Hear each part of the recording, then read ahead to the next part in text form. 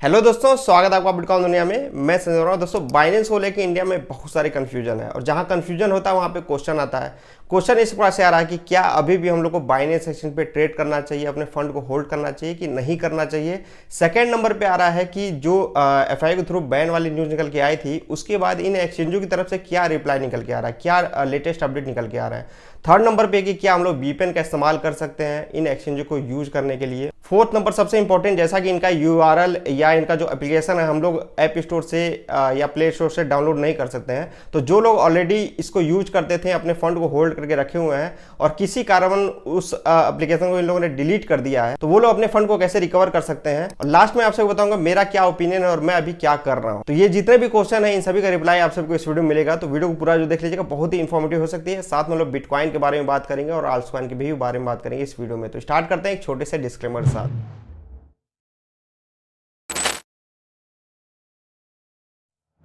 दोस्तों, सबसे पहले बात करेंगे कॉइन मार्केट कैप का। 2.59 ट्रिलियन चल रहा है। बिटकॉइन पर जब मैं वीडियो रिकॉर्ड कर रहा हूँ 68,400 के आसपास चल रहा है।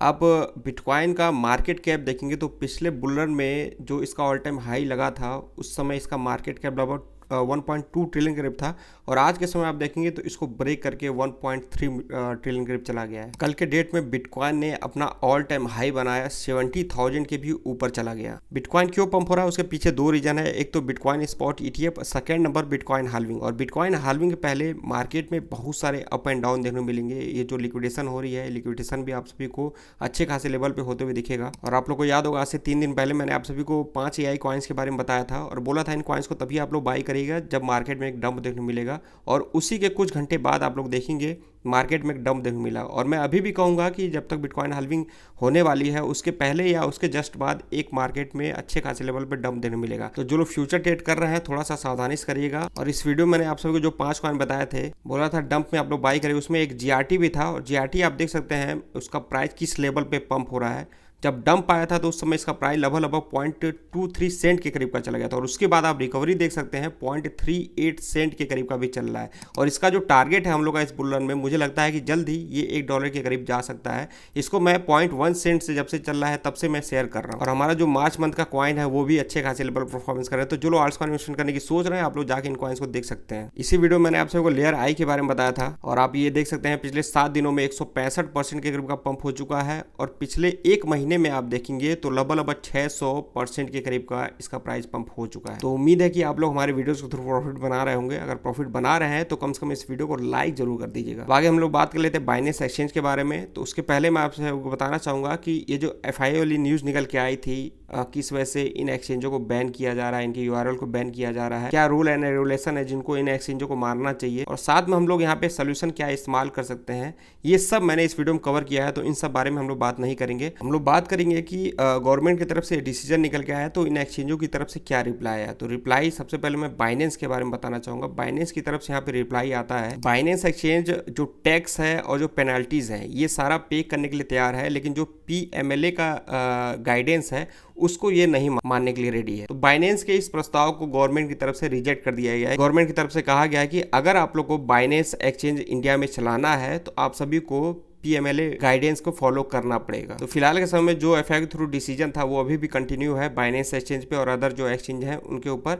और एक इंपॉर्टेंट न्यूज़ निकल के आ रही है बीच में कि जो एक ओकेएक्स एक्सचेंज है, उनके जो यूजर्स जो ऑलरेडी एक्सचेंज को डाउनलोड करके रखे हैं, उनके सामने इस तरह का नोटिफिकेशन देखने को मिल रहा है कि OKX exchange is currently not available in India due to local law and regulations. तो ये बहुत ही ज़्यादा चिंता की विषय बन गई है। और आप सभी बता दूँ, ये जो एफआई के थ्रू 9 एक्सचेंजों को बैन करने की न्यूज़ निकल के आई थी, तो बाकी जितने भी एक्सचेंज जैसे बाइनेंस की तरफ से तो कम से कम रिप्लाई तो आया, लेकिन अदर जो एक्सचेंज है, जो 8 एक्सचेंज है, उनकी तरफ से कोई भी रिप्लाई नहीं आया। और उसके पीछे सबसे बड़ा रीजन ये है कि बाइनेंस के मुकाबले ये जितने भी अदर एक्सचेंज हैं उन सबका उतना वॉल्यूम नहीं है इंडिया से, तो इस वजह से इनकी तरफ से कोई भी रिप्लाई नहीं आ रहा है। और इस तरह का अगर नोटिफिकेशन आ रहा है लोगों की तरफ से, तो मैं कहूँगा कि आप लोग फिलहाल के समय में इन एक्सचेंजों से तो कम से कम अपना फंड तुरंत ही विड्रॉ कर लीजिए। और आप सभी देख ही रहोगे, मैंने आप सभी के साथ 7 मार्च को एक क्लिप शेयर किया था जिसमें आरबीआई जो गवर्नर है वो क्रिप्टो को लेके क्या सोचते हैं। उनका ये कहना है कि जो ब्लॉकचेन टेक्नोलॉजी है वो तो बढ़िया है, लेकिन क्रिप्टो ट्रेडिंग में बहुत ही ज़्यादा लॉस हो सकता है। तो गवर्नमेंट का जो विचार है क्रिप्टो को लेके अभी भी चेंज नहीं हुआ है और इसको लेके बहुत ही ज़्यादा सख्त है। लेकिन एक चीज़ ध्यान दीजिएगा कि यहाँ पे गवर्नमेंट का ये कहना है कि जो पीएमएलए का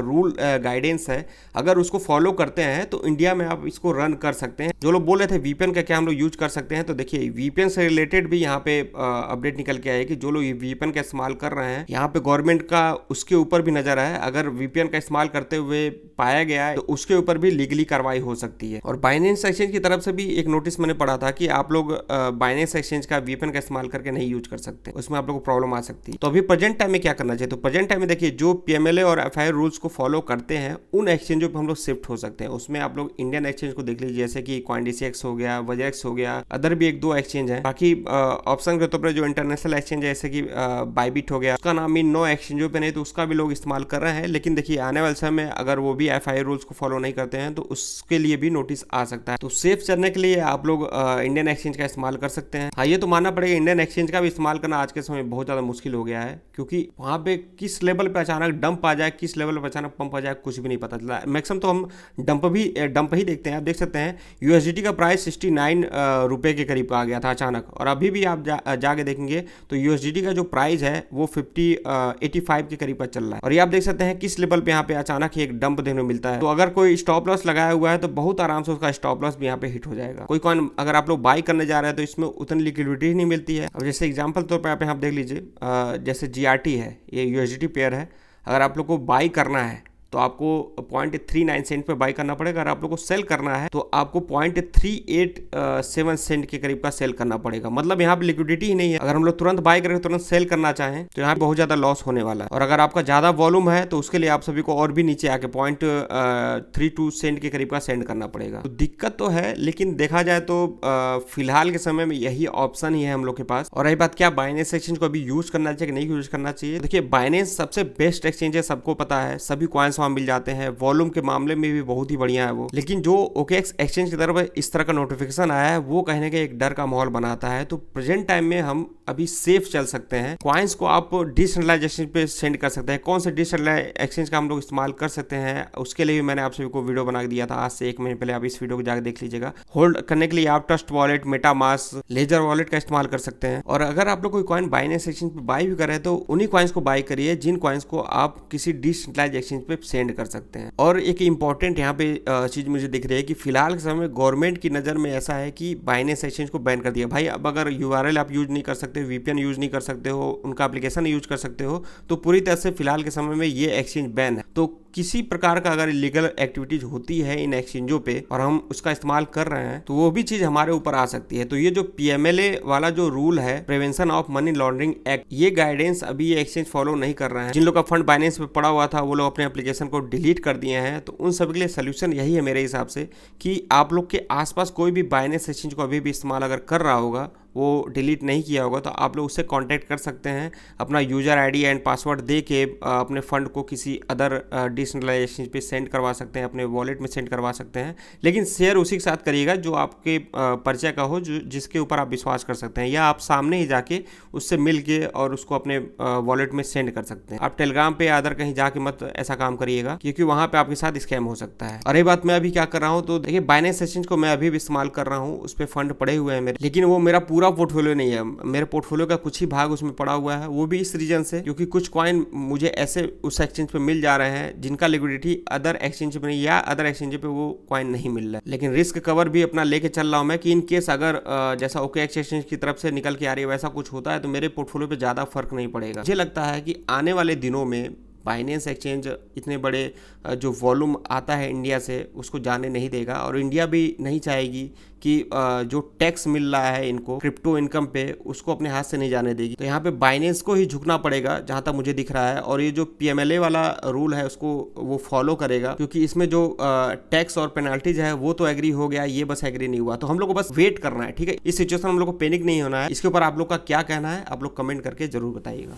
तो ये इन्फॉर्मेशन दोस्तों इस वीडियो में उम्मीद है कि आपको पसंद आ गई। पसंद आए तो वीडियो को लाइक करिए, चैनल को सब्सक्राइब करिए, और नेक्स्ट जो बुल रन आने वाला है उस बुल रन में हम लोग के परिवार का एक हिस्सा बनिए। अगर आप लोग का कोई रिलेटिव क्रिप्टो मार्केट में आना चाहता है तो आप लोग हमारे चैनल को सजेस्ट कर सकते हैं। और जिस प्रकार हम लोगों ने 3-4 महीने पहले जो मैंने कॉइन सजेस्ट किए थे प्रॉफिट बना है, मुझे उम्मीद है कि आने वाले कुछ महीनों में हम लोग और भी बड़ा प्रॉफिट बनाएंगे और इस बुल मार्केट में एक अच्छी अर्निंग करेंगे। बाकी इस वीडियो में इतना ही। जय हिंद।